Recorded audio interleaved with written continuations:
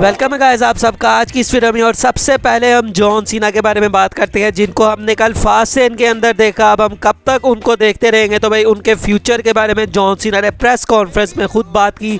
तो उन्होंने यहाँ पर सबसे पहले कहा कि भाई ये जो स्ट्राइक वाली चीज़ है ये बहुत जल्द खत्म हो सकती है। और भाई उन्होंने इस चीज़ को क्लियरली कहा कि भाई दोनों चीज़ों को एक साथ लेके नहीं जाया जा सकता। मतलब कि काफ़ी ज़्यादा ऐसे एक्टर्स होते हैं जिनका जो फ्यूचर है भाई वो फिर दांव पे लग जाता है। मतलब अगर किसी प्रोजेक्ट के ऊपर जॉन सीना काम कर रहे हैं तो भाई जितने भी को वर्कर्स हैं, अगर जॉन सीना WWE के अंदर आते हैं और उनको कोई इंजरी वगैरह हो जाती है और उसकी वजह से वो जो प्रोजेक्ट है वो कैंसिल हो जाता है या फिर पोस्टपोन हो जाता है, तो भाई उसकी वजह से जो बाकी स्टार्स हैं उनको भी काफ़ी ज़्यादा मुश्किल होती है। तो भाई जॉन सीना ने इसी चीज़ को कहा कि भाई मैं किसी भी चीज़ को मिडल के दरमियान अगर छोड़ के चला जाता हूँ, मुझे कोई इंजरी वगैरह सीन हो जाती है WWE में कम्पीट करने की वजह से, तो भाई इसकी वजह से जो हॉलीवुड का करियर है और जो हॉलीवुड में बाकी भी मेरे साथ को वर्कर्स होते हैं उनका जो मतलब करियर है वो काफ़ी ज़्यादा भाई दाव के ऊपर लग जाता है। तो इसलिए उन्होंने कहा कि भाई जब भी ये जो स्ट्राइक वाली चीज़ है ये ख़त्म होगी तो भाई उसके बाद मुझे WWE से जाना पड़ेगा। मतलब उन्होंने यहाँ कहा कि भाई इसके अंदर कोई भी डिनाइंग नहीं है और लोगों को भाई इस चीज़ को अब समझना पड़ेगा कि भाई मैं जब तक यहाँ पर हूँ तो भाई तब तक ही मैं हूँ जब तक ये स्ट्राइक वाली चीज़ खत्म नहीं होती। और भाई जब भी ये चीज़ खत्म होगी तो भाई मुझे फिर वापस जाना पड़ेगा और अपना जो भी भाई प्रोजेक्ट्स हैं, जो मेरी कमिटमेंट्स हैं, मुझे वो कंटिन्यू करना पड़ेगा। लेकिन भाई उन्होंने ये भी कहा कि भाई मैं काफ़ी ज़्यादा खुश हूँ कि मैं दोबारा से अपने घर में WWE में आया और भाई जितना भी मुझे मौका मिला वो मैंने भाई काफ़ी ज़्यादा उसका फ़ायदा उठाया और भाई मैंने लोगों को इंटरटेन किया। तो भाई ये यहाँ पर कहना था जॉन सीना का कि उनका फ्यूचर काफ़ी अनसर्टेन है, उनको खुद भी नहीं पता कि भाई कब तक वो WWE के साथ है। जब भी ये स्ट्राइक खत्म होती है तो भाई उनको वापस जाना ही पड़ेगा। नेक्स्ट दोस्तों आप ये बैक से ऐसे पिक्चर देख सकते हैं जो कि जॉन सीना और कार्लिटो की है। तो भाई पास में इनकी काफ़ी राइवलरी रह चुकी है जॉन सीना और उनका। मुझे भाई वो यूनाइटेड स्टेट चैंपियनशिप का मैच याद आता है जहाँ वे चेन मारी थी जॉन सीना को और भाई उनसे वो चैंपियनशिप उन्होंने जीती थी। तो भाई ये एक छोटी सी चीज़ थी जो कि मुझे लगा आपके साथ ज़रूर शेयर करनी चाहिए। अगली स्टोरी कोडी रोड से जुड़ी है और भाई क्या कोडी रोड्स की जो स्टोरी है वो फिनिश हो चुकी है। तो भाई जो प्रेस कॉन्फ्रेंस थी वहाँ पर कोडी रोड्स से उनकी स्टोरी के बारे में पूछा जाता है। भाई यहाँ पर कोडी रोड्स ने रिएक्शन ऐसा दिया, उन्होंने कहा कि भाई मुझे पता है कि भाई जब से मैं वापस आया हूँ तो भाई ये काफ़ी भाई क्वेश्चन तो सबसे पहले उन्होंने कहा कि भाई काफ़ी डिफिकल्ट है, तुम कुछ और भी पूछ सकते थे। उन्होंने कहा कि भाई जब से मैं आया तो मेरे माइंड के अंदर काफ़ी ज़्यादा चीज़ें हैं और खासतौर पर वो स्टोरी जिसको मैं फिनिश करना चाहता था। उन्होंने कहा कि भाई अभी काफ़ी ज़्यादा रीजंस हैं जिसकी वजह से भाई अभी मैं वहाँ पर पहुँच नहीं पा रहा, लेकिन भाई मुझे पता है कि भाई मुझे क्या करना है। उन्होंने कहा I am aware what we did tonight so not flinching as far as the story is concerned I don't know. मतलब उन्होंने कहा कि भाई अभी तक मुझे नहीं पता कि आगे किस तरह से लेके चलना है, क्योंकि भाई अभी हमें पता है कि भाई द रॉक भी बीच के अंदर आए हुए हैं। तो भाई अभी कोडी रोड उस तरह से उन्होंने खुल के कोई बात नहीं की कि ये मेरी स्टोरी जो है भाई वो फिनिश हो गई है या फिर क्या है उसका। लेकिन भाई यहाँ पर उन्होंने कहा कि भाई जे से पूछो और भाई जे उससे तो भाई अपना ही है भाई, वो तो वहाँ पर मतलब पी क्या है, तो भाई उनका तो समझ ही नहीं आ रहा कि भाई बोलना क्या चाह रहे हैं, क्या कह रहे हैं, क्या नहीं कह रहे, कुछ समय नहीं आ रहा है। कि भाई अभी जो कोडी रोड्स है फिलहाल में वो टैग चैंपियन बन चुके हैं और उसके बाद से लोग काफ़ी ट्रोल कर रहे हैं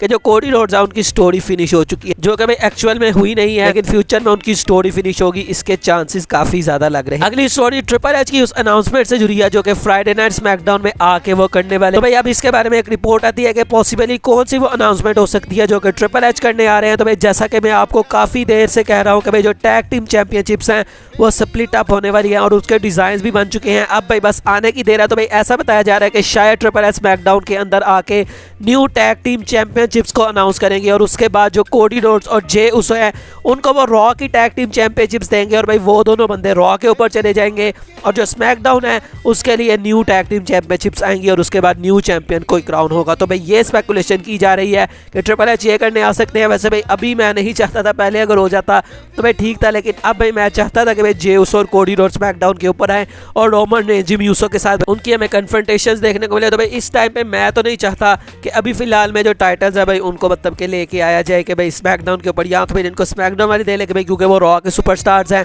तो भाई उनको रॉ की टैग टीम चैंपियनशिप मिलेगी। तो भाई अभी मैं तो नहीं चाहता, लेकिन स्पेकुलेशन यही की जा रही है कि ट्रिपल एच न्यू टाइटल्स ही अनाउंस करने के लिए आ रहे हैं। तो लेट्स सी भाई क्या वाकई में यही अनाउंसमेंट होती है। यहाँ पे जेड कारगिल की भी हो सकती है क्योंकि भाई वो भी फास्ट लेन के अंदर थी, तो क्या पता भाई वो सीधा अपना स्मैकडाउन के ऊपर डेब्यू करे।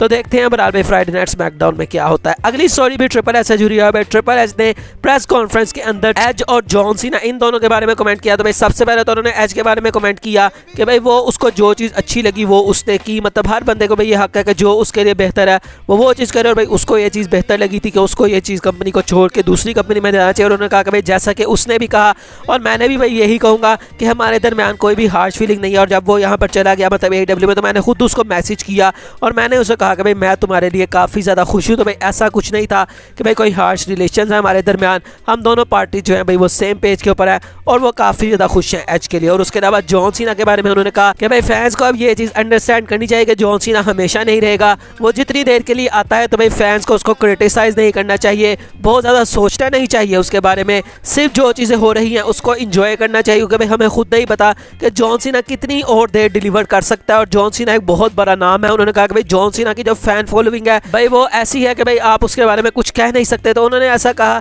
कि भाई जितने भी फैंस हैं जॉन सीना के, बस उनको चाहिए कि भाई जब तक जॉन सीना है तो भाई उसको इंजॉय करें, जितना ज़्यादा इंजॉय कर सकते हैं। तो भाई कोई पता नहीं कि जॉन सीना कब भाई वापस जो है वो हॉलीवुड में चला जाए। तो भाई इस तरह से उन्होंने जॉन सीना और एज के बारे में कहा। अगली स्टोरी FTR से जुड़ी है। तो भाई FTR ने रिसेंटली एक ट्वीट लगाई जहाँ पर आप देख सकते हैं और भाई यहाँ पर उनका जो कैप्शन है यहाँ पे वो गुड बाय वगैरह बोल रहे हैं। तो भाई क्या यहाँ से वो AEW को छोड़ रहे हैं और क्या वो भी WWE में आ रहे हैं? वैसे भी उनका जो WWE का रन था वो काफ़ी बेकार था, तो मुझे लगता ही नहीं है कि भाई FTR WWE में आएंगे। तो अब देखते हैं बहरहाल भाई इस ट्वीट से तो ऐसा ही लग रहा है कि AEW के साथ शायद उनका जो कॉन्ट्रैक्ट है वो एक्सपायर हो चुका है। अगली स्टोरी फिर से कोडी रोड्स और जे उसो जुड़ी है। तो भाई सबसे पहले तो जो फैंस हैं वो काफ़ी खुश हैं भाई, जो रिएक्शंस आए हैं WWE को वो काफ़ी ज़्यादा अच्छे हैं और भाई सब लोग काफ़ी ज़्यादा खुश हैं। और भाई ये जो स्टैट्स है वो भी आप देख सकते हैं NSLOPS की इस ट्वीट में, जहाँ पे 14 मिलियन व्यूज़ आ चुके हैं 24 घंटों के अंदर कोडी रोड्स और जे उसो की विक्ट्री पर। भाई ये मेन हाईलाइट रही शो पर, जहाँ पर एक लास्ट मैन स्टैंडिंग मैच भी था। तो भाई ये एक काफ़ी बड़ी चीज़ है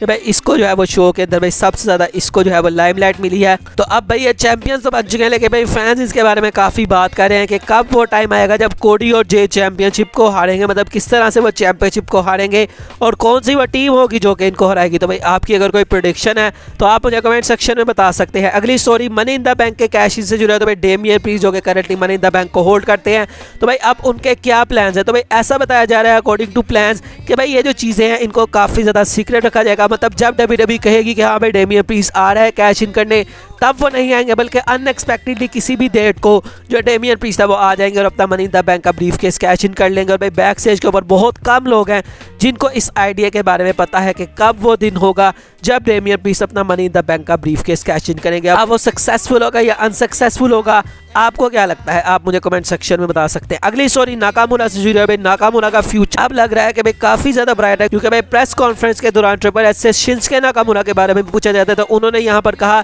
कि ये वो नाकामुरा है जिसको मैं हमेशा से देखना चाहता हूँ। और अगर भाई ट्रिपल एच ऐसा कह रहे हैं जो कि भाई क्रिएटिव हेड हैं, तो भाई क्या इससे हम अंदाज़ा लगा सकते हैं कि आगे भी शिंसुके नाकामुरा के साथ जो चीज़ें हैं वो काफ़ी अच्छी होंगी।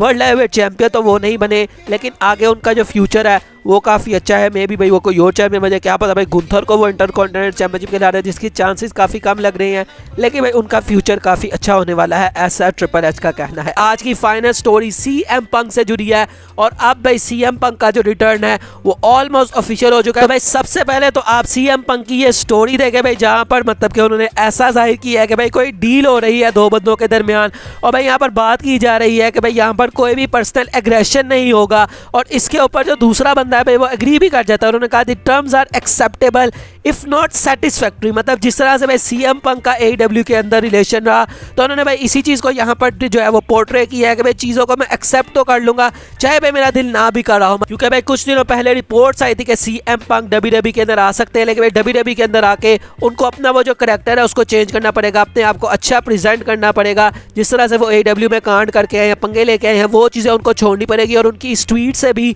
यही चीज़ जाहिर हो रही है कि भाई वो बंदा एग्री कर गया है कि हाँ भाई ठीक है मैं सबके साथ जो है वो अच्छा रहूँगा चाहे भाई मेरा दिल ना भी कर रहा हो। और नीचे लिखा हुआ है लेट अस प्रोसीड। तो भाई उनकी स्टोरी से ऑलमोस्ट क्लियर है कि CM पंक अब आ रहे हैं। और उसके अलावा भाई हर शो के ऊपर अब CM पंक को टीज किया जा रहा है, कभी भाई कमेंट्री टेबल से आता है, कभी सेथ रॉलिंस की तरफ से आता है, कभी कोडी रोड्स की तरफ से आता है। तो भाई CM पंक का रिटर्न अब बहुत जल्दी होने वाला है। अब वो डेट कौन सी होगी वो WWE के ऊपर डिपेंड करता है। सर्वाइवर सीरीज एक काफी अच्छी जगह हो सकती है क्योंकि भाई सर्वाइवर सीरीज शिकागो में होने वाली है, CM पंक का होम टाउन है, तो भाई वो एक काफी अच्छा कंटेंडर है। उसके अलावा यहाँ पर रॉयल रंबल भी है जहाँ पर CM पंक आ सकता है। मल्टीपल जगह है जहाँ पर CM पंक को लाया जा सकता है। तो भाई WWE ने कब ट्रिगर को पुल करना है और कब CM पंक को लेके आना है वो चीजें CM पंक के ऊपर और WWE के ऊपर डिपेंड करती हैं। तो देखते हैं बहरहाल भाई क्या CM पंक और WWE के दरमियान तय होता है और कब CM पंक हमें WWE में देखने को मिलते हैं। बाकी आज की वीडियो यही तक थी, अच्छी लगी हो तो लाइक कीजिएगा, चैनल को सब्सक्राइब कीजिएगा। मिलेंगे नेक्स्ट वीडियो में, तब तक के लिए अल्लाह हाफिज।